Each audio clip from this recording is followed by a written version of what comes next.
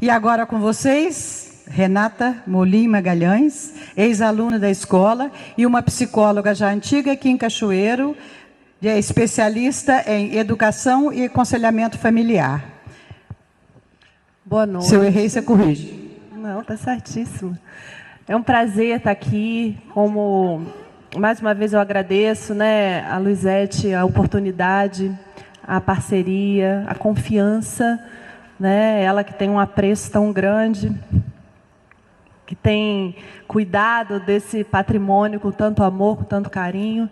Eu fico feliz pela confiança e espero que vocês possam sair daqui hoje repensando várias coisas, tá?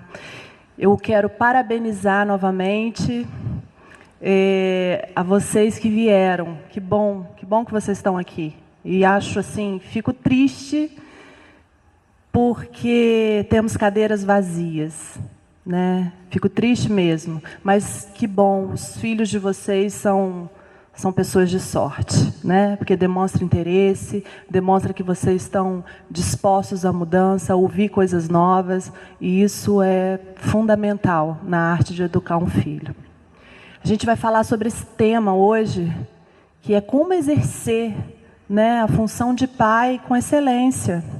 Uma das funções mais importantes que a gente tem para desempenhar ao longo da vida. E hoje a gente vai conversar um pouco, vou conversar um pouco com vocês sobre isso, vou dar algumas dicas. Não tem receita de bolo, cada caso é um caso, cada filho é uma relação que se estabelece. Essa coisa do eu amo igual todos os filhos, não existe. Existe assim, eu amo todos os filhos, cada um de um jeito, Por quê? Porque cada um tem um tipo de personalidade, um tipo de temperamento. A relação que se estabelece com cada um é única. Então, a gente ama os filhos mesmo, mas a gente ama de formas diferentes, Os filhos, eles despertam em nós desafios diferentes. Não é verdade? Quem é pai de mais de um aqui sabe do que eu estou falando.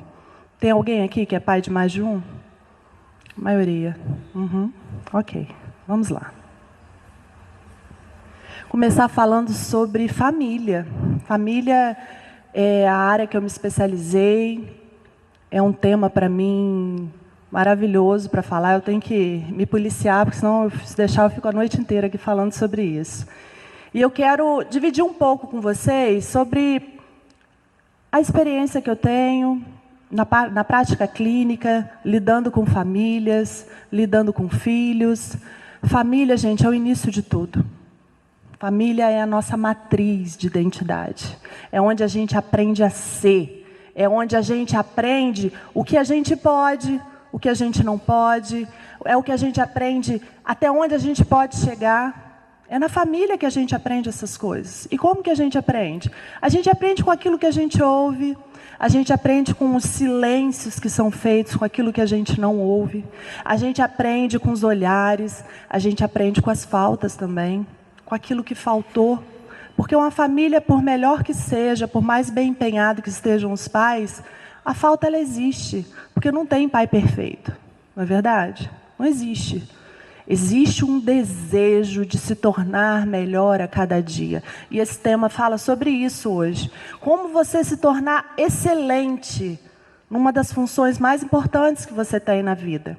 Por isso que eu fico com pena, porque poderiam ter mais pais ouvindo isso aqui. Se fosse um curso de doutorado, MBA, algo muito caro que tivesse que pagar, talvez essa sala aqui hoje não coubesse essa quadra, de tanta gente. Porque a verdade é a seguinte: hoje em dia, nessa correria, nessa loucura, as pessoas estão investindo tudo numa vida profissional e estão deixando um pouco de lado a vida familiar, a vida pessoal, E esses vazios, esse tipo de atitude, de comportamento é ensino, porque os filhos estão aprendendo também. Os pais que não vieram hoje estão dando um ensinamento importante para os filhos. E eu acho que eu não preciso nem dizer qual é esse ensinamento, Vocês já sabem qual é. Porque a gente ensina com tudo, com o que a gente faz, com o que a gente não faz, com o que a gente deixa de fazer. Porque família também é lugar de criação de caráter. É lá que a gente aprende as nossas éticas, é lá que a gente aprende o que é correto, o que é errado, o que a gente deve, o que a gente não deve fazer. É na família que a gente aprende quem somos e onde poderemos ou não chegar. Vou contar uma história para vocês sobre esses dois rapazes aqui. O da direita, aquele que está muito feliz ali, bom, eles são irmãos, eles vieram de uma mesma família, mesmo pai, mesma mãe, são gêmeos. Nasceram na mesma hora, no mesmo dia, tudo igual, tá? Sendo que o da direita, ele sempre teve muita facilidade nos estudos. Ele tirava de letra, ele só tirava nota boa. Ele era o tipo de aluno, tipo de filho que não dava trabalho para pai e para mãe na hora de tarefa de casa. Ele tinha uma facilidade, era uma habilidade que ele tinha. Um tipo de inteligência que tinha mais facilidade de executar as tarefas. Esse daqui, que está bem triste, arrasado ali, ele tinha outros tipos de inteligência. Mas ele, no colégio, ele tinha algumas limitações. Ele tinha dificuldade de concentrar, ele teve dificuldade de leitura, ele tinha muita dificuldade de matemática. E a mãe deles era professora de matemática. Imagina como é que era a ladainha na hora de fazer a tarefa com os dois. Esse daqui fazia tudo rapidamente, saía na frente e terminava a tarefa. Esse aqui tinha dificuldade, ele dependia do apoio, do suporte dessa mãe, que era quem ficava responsável, né, por executar esse tipo de tarefa. Então, a mãe, que era uma ótima professora, mas não tinha assim, muito tato emocional, ela falava para esse rapaz aqui: você me dá trabalho demais. Nossa, você me cansa. Por que você não é igual ao seu irmão? Por que você não consegue fazer? Olha aqui, você não está enxergando? 2 mais 2 é igual a 4. Por que você colocou 5? Presta atenção, por que você não respondeu a pergunta da primeira na segunda? Você está trocando tudo. Ai, eu não tenho paciência. Quer saber? Você não vai dar em nada. Você não vai... eu não sei onde que eu estava com a cabeça. Eu vou desistir de você. Sabe essas falas que quando a pessoa está com raiva, solta, sai pela boca? Essa mãe queria o mal desse filho? Claro que não. Claro que não. Ela não queria. Só que ela teve muito pouca habilidade. E aquilo que pai e mãe fala para filho é quase que lei. É muito sério. As coisas que a gente fala para os nossos filhos marcam, são quase que verdades absolutas. Principalmente quando a criança é pequena. Quando ela vai crescendo, vai chegando assim na adolescência, ela começa a questionar algumas falas, começa a questionar algumas crenças, né? Por isso que a adolescência é dita como uma fase difícil, porque é uma fase em que o adolescente ele vai se individuando, ele vai se separando dos pais e ele vai descobrindo quem ele é. No que ele quer se tornar? Que tipo de pessoa que ele deseja ser? E muitas vezes ele descobre que ele quer ser uma pessoa completamente diferente ao pai e à mãe. E isso causa conflito, porque fala de diferença, e o diferente sempre incomoda, né? Resumo da história: o rapaz da direita se deu super bem profissionalmente, ganhou muito dinheiro, tem uma família estável. E esse daqui tinha vários talentos, aptidões, tinha um dom musical excelente, sabia tocar todos os instrumentos, nunca precisou fazer uma aula. Mas isso não era valorizado, porque isso era hobby, era visto como hobby pela família. Não era encarado como um talento, uma possibilidade. Ele queria fazer faculdade de música, aquilo foi completamente vetado. Ele era proibido de falar qualquer coisa nesse sentido. Porque música para pai e mãe, para os pais dele, era um hobby, não tinha a ver com profissão.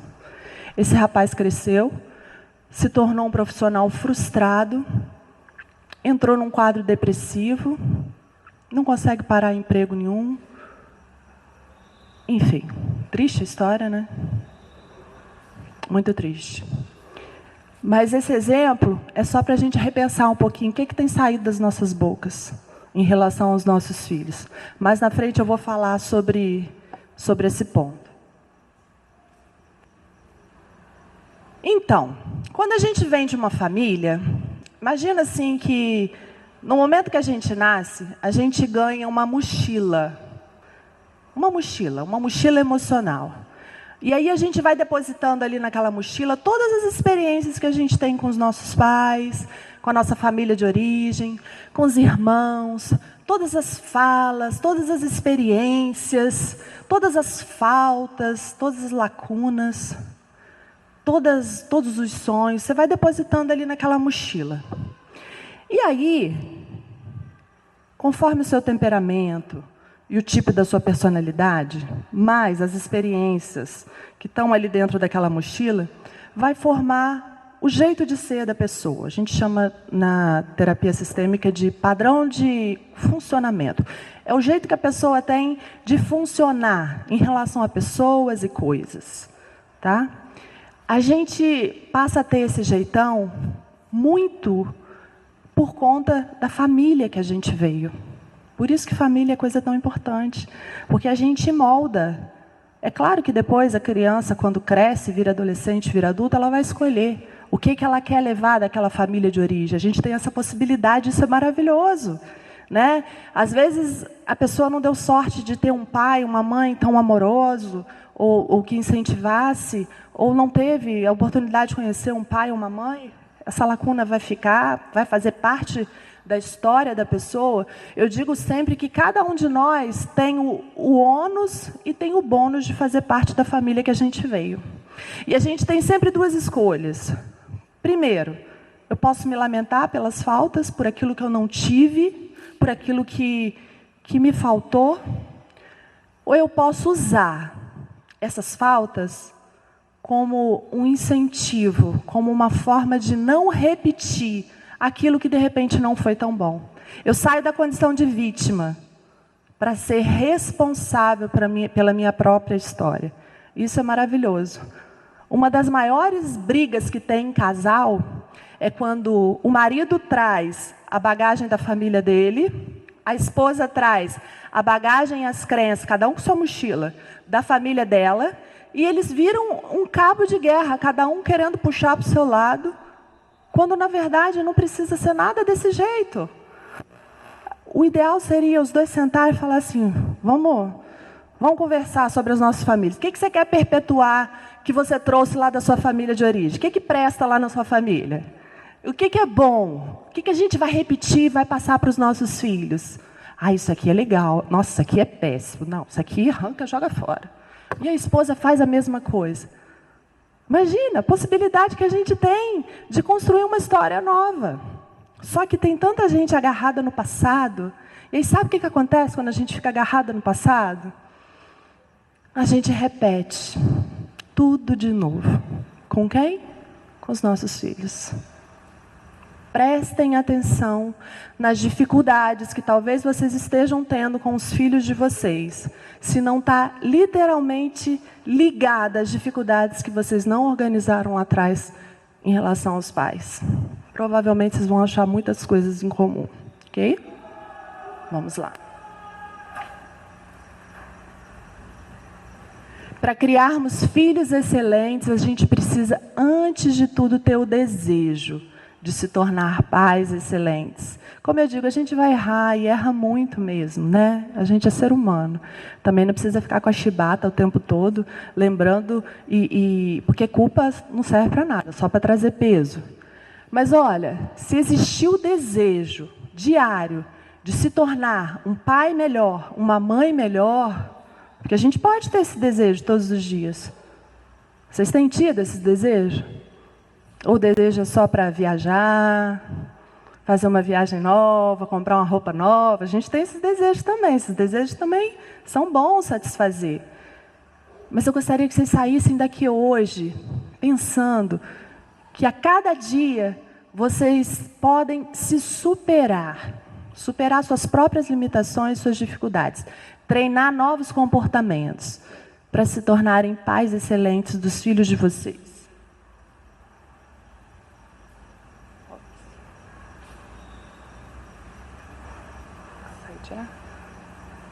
Rotina. Gente, rotina é algo de extremo valor para a criança, O bebê, quando nasce, as emoções são muitas, tudo é muito intenso, a fome que ele sente, ele chora, ele se desespera com o próprio choro. A criança precisa de rotina, tá? Desde cedo. Saber o que vai acontecer traz paz, traz organização interna. Quando as coisas são organizadas fora, a gente consegue organizar dentro.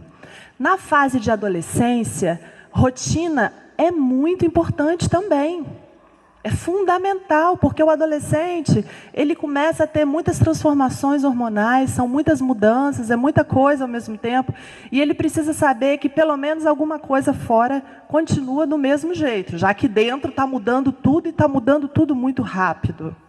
Então, rotina é importante. Tem que ter hora para dormir, sim. Tem que ter hora para acordar, tem que ter hora para fazer as refeições, tem que ter hora para descansar. Hoje em dia, as crianças, os adolescentes estão com a agenda tão lotada que eles não têm nem tempo para descansar. Hoje eu atendi uma menina de 10 anos. Ela não tem um dia da semana para descansar. Porque ela tem atividade todos os dias e ela não quer abrir mão de nenhuma, porque ela quer ser boa em tudo. De onde que vem esse desejo? Será que é dela? Será que é só dela, né? Porque eu vou falar aqui que todas as relações, elas têm um comprometimento de ambas as partes. A criança precisa de tempo também para parar, para poder ficar parado olhando para o teto. Quantos já ouviram falar do ócio criativo? Às vezes é no ócio, é no não fazer nada que surgem as coisas novas, que a criatividade vem. É preciso ter compromisso? É. Mas é preciso ter tempo livre também. Estabelecer. O adolescente precisa saber o que vai acontecer com ele se ele furar o acordo da família. Precisa ficar muito claro. As regras têm que ser muito mais claras, para não dar oportunidade dele escorregar. Tem muito adolescente que seduz pai e mãe. Depois, lá na frente, se torna um profissional que não tem comprometimento. Porque, gente, tudo na vida tem hora, não é? Não é assim? A gente tem tempo para tudo. Se a criança não aprender dentro de casa, se ela não levar esse conhecimento para dentro do colégio, que tipo de profissional que esse adolescente vai se tornar quando ele for adulto e já tiver formado? Ele vai achar que ele pode chegar a hora que quiser no trabalho?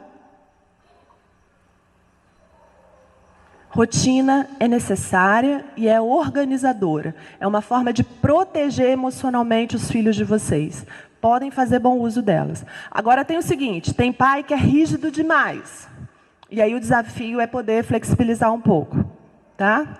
E tem família que é flexível demais. Tudo pode, qualquer hora. Ah, meu filho, você que sabe, escolhe o que você quiser. Aí o desafio também é ter um pouco mais de disciplina, tá?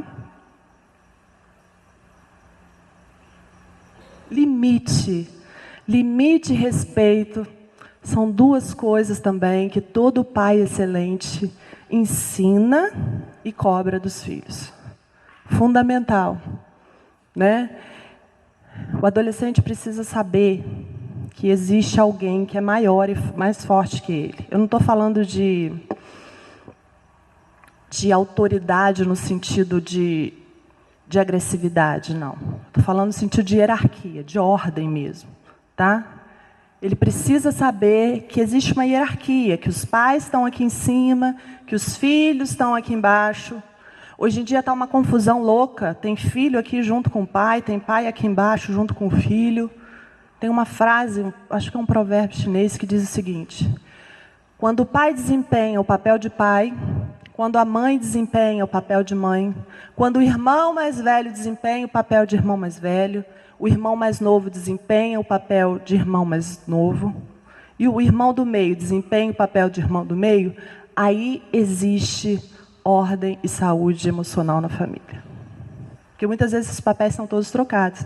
Tem filho que é pai de pai, tem pai que é filho do filho, então é uma confusão danada.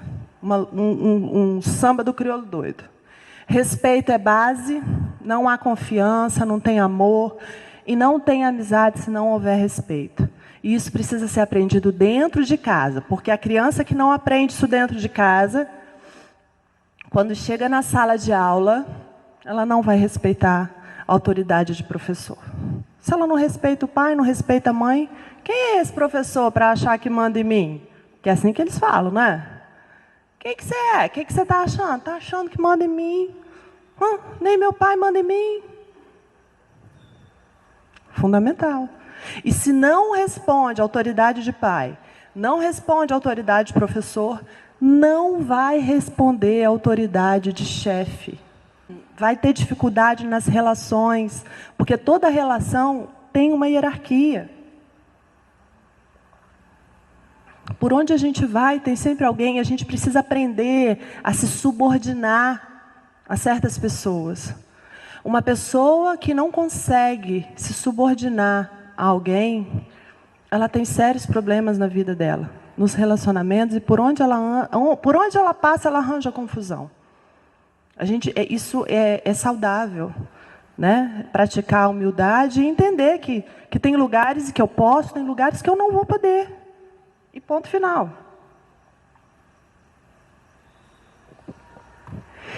Eu falei desse desejo que a gente tem de acertar sempre, né? A gente que é pai, que é mãe, tem desejo de acertar, mas muitas vezes a gente erra.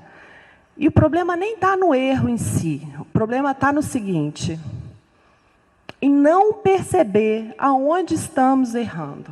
Porque muitas vezes a gente erra no mesmo erro, e a gente erra a vida inteira, e a gente não percebe que a gente está errando a vida inteira na mesma coisa. E aí, quando chega lá no final, às vezes a gente ouve uma cobrança, e aí já não dá mais tempo de fazer muita coisa.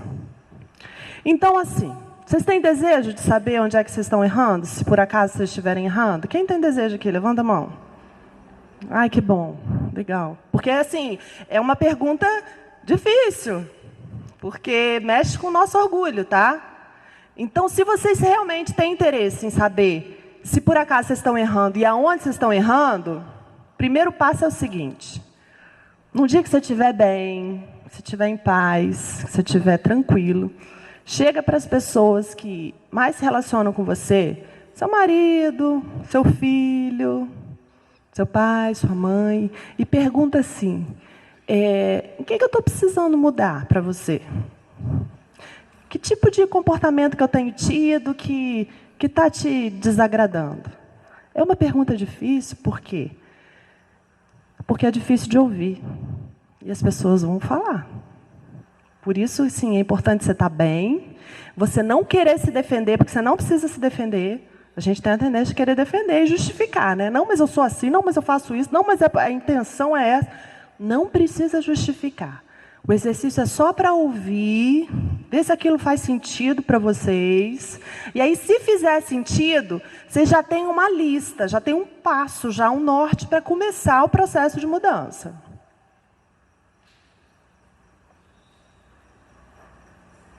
Por que isso? Porque geralmente a gente fica no automático, a correria do dia a dia, a gente faz tudo muito rápido e faz tudo muito automático e a gente nem percebe quando vê já falou, quando vê já fez, quando vê já fez de novo, quando vê já falou de novo e vai repetindo e o tempo vai passando. Quando a gente consegue sair do automático e ficar consciente, estar presente para quais limitações a gente está tendo, a gente consegue instaurar um processo de mudança. A gente dá aquela luz, aquele insight, assim, opa, eu preciso mudar nisso. E aí, quando você identifica onde que você precisa mudar, você pode começar a treinar comportamentos novos, sentimentos novos, atitudes novas, desenvolver novas habilidades. É possível isso. E se por acaso vocês tiverem dificuldade, vocês podem buscar uma terapia. A terapia serve para isso, para ajudar a sair do automático e iniciar um processo de mudança. Por quê? Vamos pensar o seguinte: o pensamento cartesiano, ele acredita sempre que tem culpados e vítimas. Ele acredita sempre que a coisa está em linha reta. Quando, na verdade, quando a gente fala de relacionamento, a visão sistêmica acredita no seguinte: comportamento de uma pessoa mantém e perpetua o comportamento do outro. Vamos pensar que vocês estão vivendo uma crise na relação com o filho adolescente de vocês. Eu não sei por qual motivo.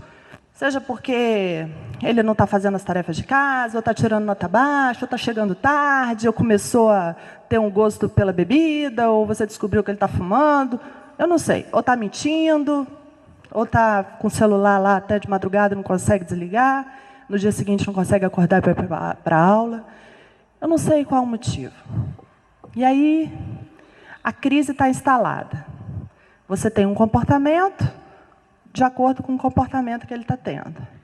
Aí vamos imaginar, o filho tira nota baixa, aí você vira e fala assim, eu vou tirar seu celular. Aí você tira o celular e depois você devolve o celular. Porque você não aguenta, você fica de castigo. Ele entra na abstinência, fica tão irritado. Você sabia que falta de celular dá abstinência? Verdade. Eu participei de um congresso há quase 20 anos atrás, sobre dependência química, que falava o seguinte, que a nova droga do século é a internet. E é uma droga tão acessível, porque todo mundo usa e todo mundo tem ela no bolso e pode acessar a hora que quiser.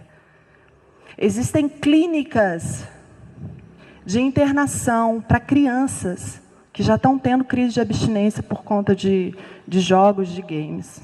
Crianças de 4 anos sendo internadas. Olha que coisa séria. Muito triste isso, é uma realidade, né? Então vamos voltar aqui. No meio da crise, que eu não sei se vocês estão vivendo crise ou algum desafio, né? Porque a gente tem desafios nos relacionamentos. Vamos imaginar o seguinte.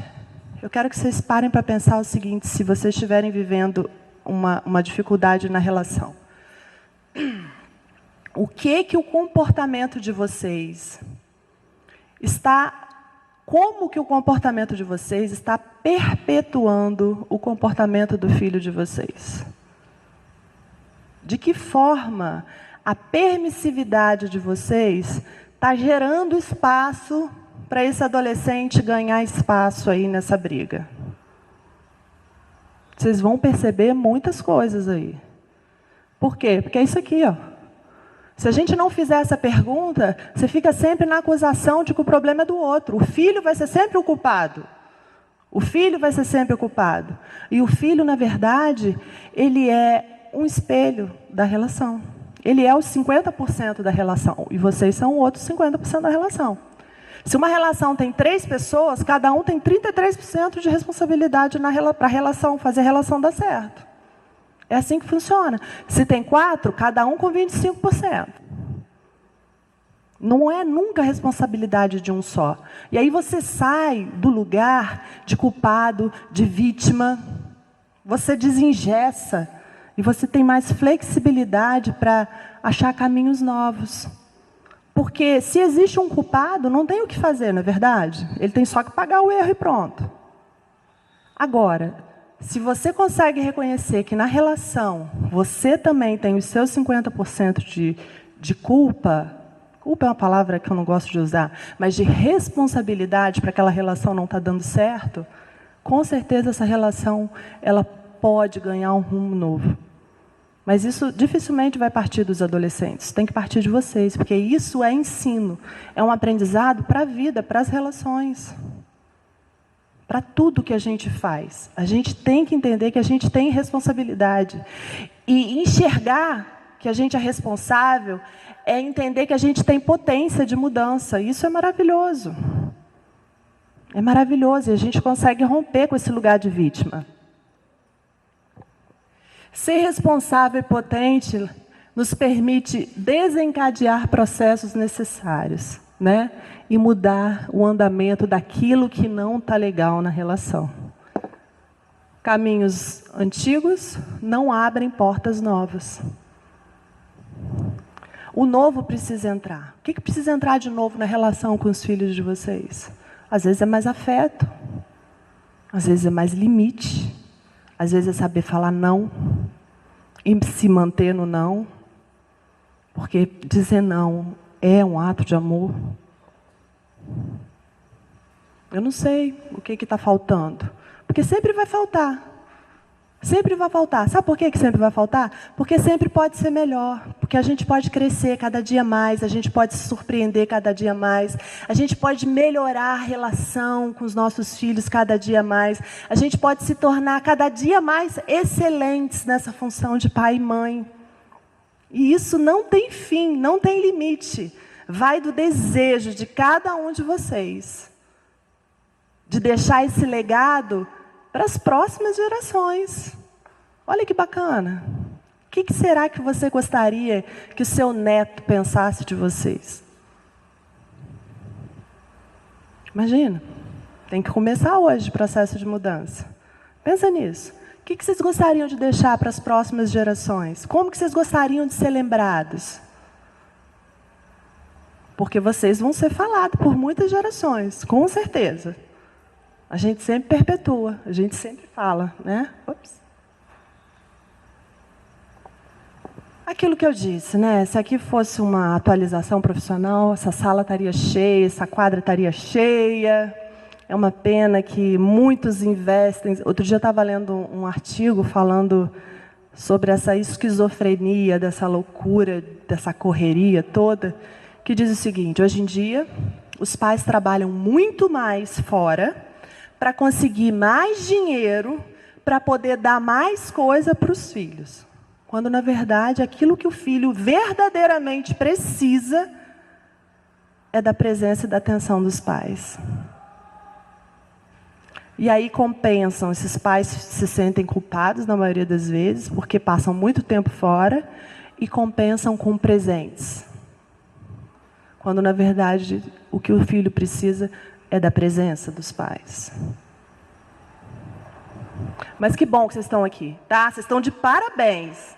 De verdade mesmo. Assim, eu fico feliz por cada um de vocês, pela escolha. Vocês saíram lá do conforto, né?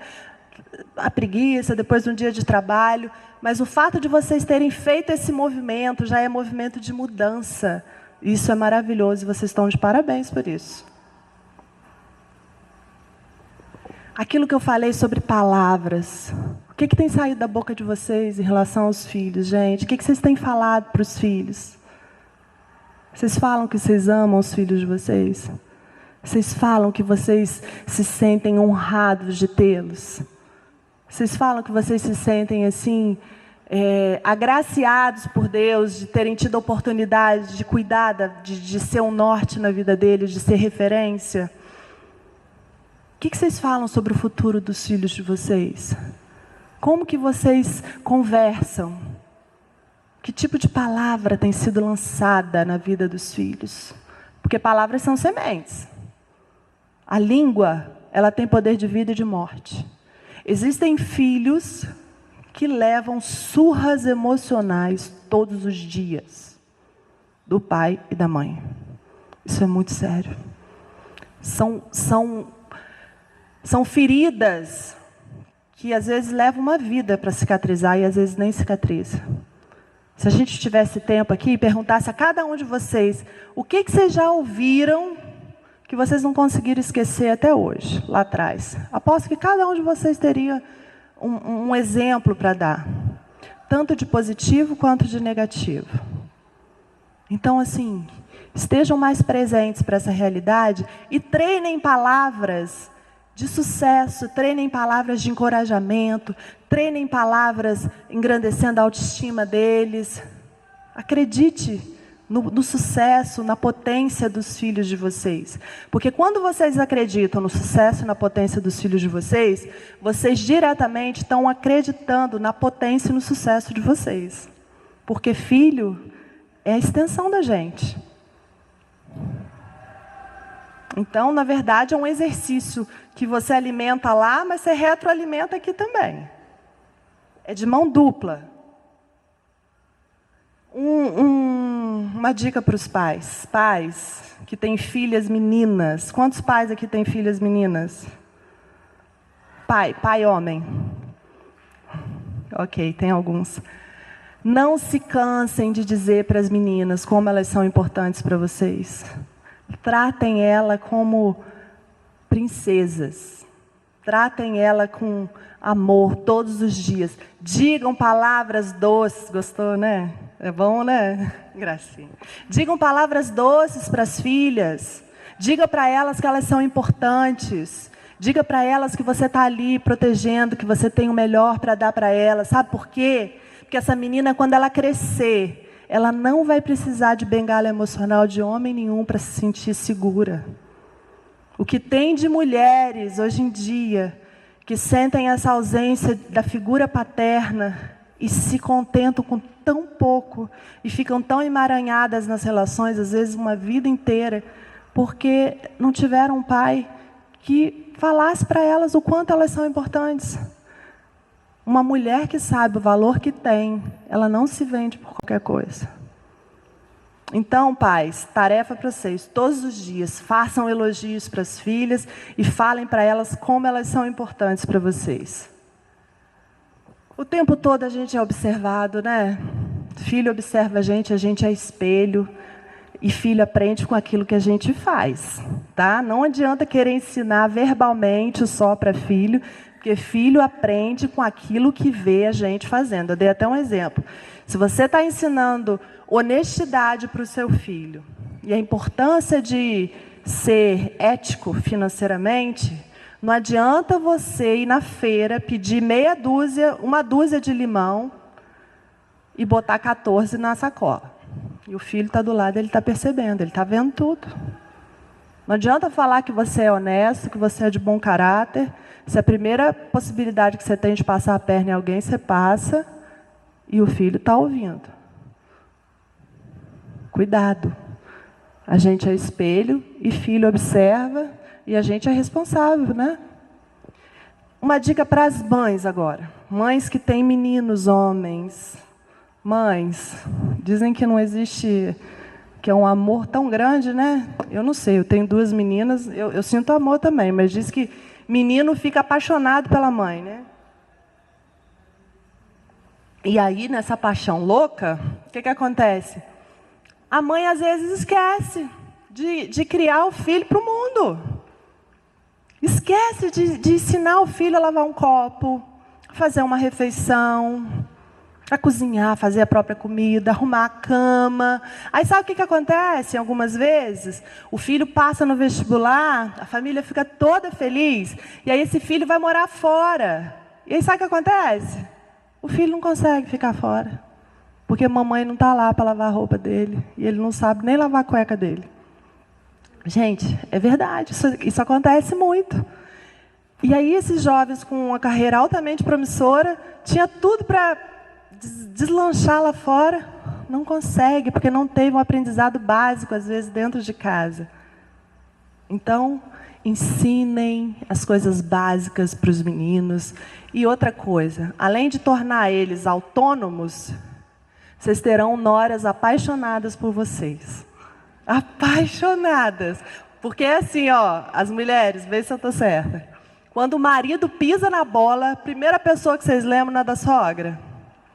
Meu Deus, por que essa mulher não ensinou isso para esse homem, gente? Onde que ela estava, que ela não percebeu isso? Agora sou eu que estou pagando pato? É assim que funciona, né? Então, se vocês não querem ter problema com as noras de vocês, ensinem seus filhos o beabá, para ele poder ser um marido presente também dentro de casa, não só financeiramente. As mulheres que têm filhas meninas, a gente é referência, né? A filha quer logo botar o salto alto da mãe, quer botar o batom, quer botar a roupa. E aí a gente ensina o tipo de mulher que elas têm que ser, a gente ensina o tipo de mãe que elas podem ser, a gente ensina o tipo de filha que elas têm que ser, a gente ensina o tipo de amiga, a gente é referência, a primeira referência de mulher na vida delas. Então, é uma outra função também muito importante, a gente tem que estar atento e tem que ter cuidado para isso a cada instante.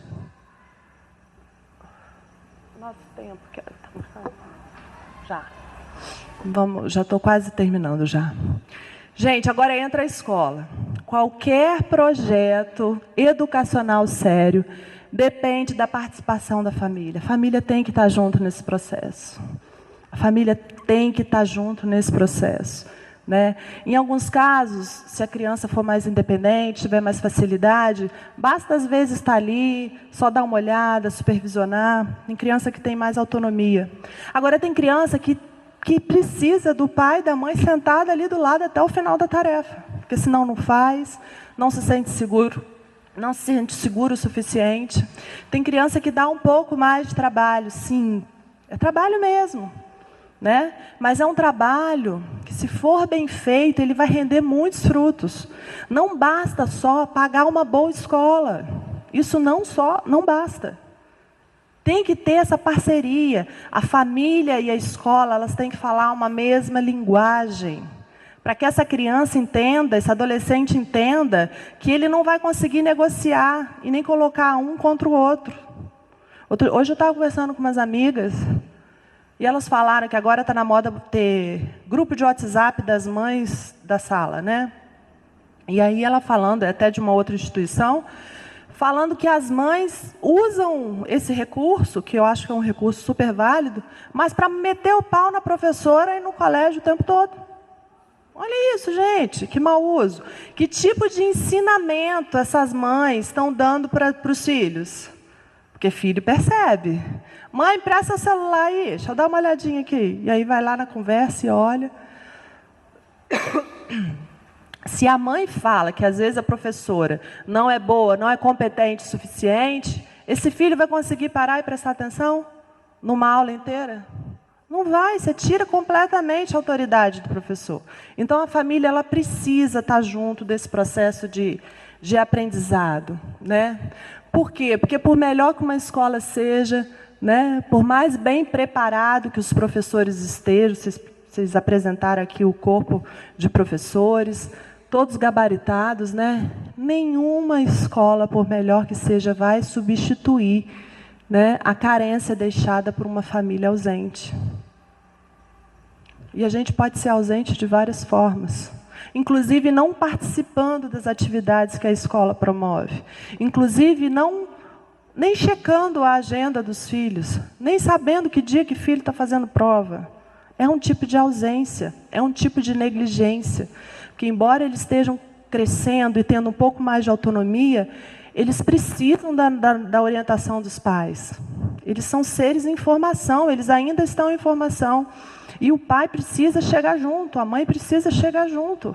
É uma forma até deles se sentirem mais seguros.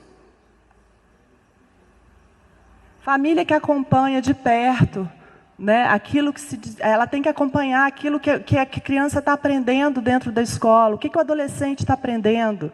Por quê? Porque você pode usar isso nas conversas que você tem. Você não precisa só esperar o dia da prova ser marcada para conversar, ou para tomar a prova do seu filho, ou para ver se ele está entendendo a lição.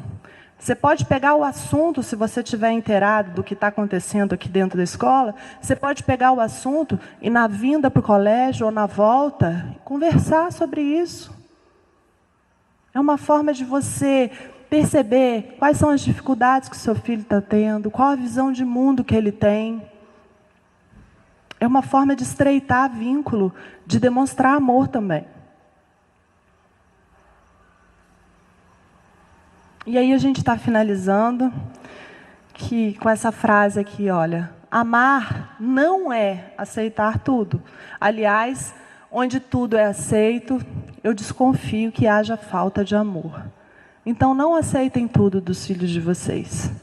Se precisarem dar limite, deem.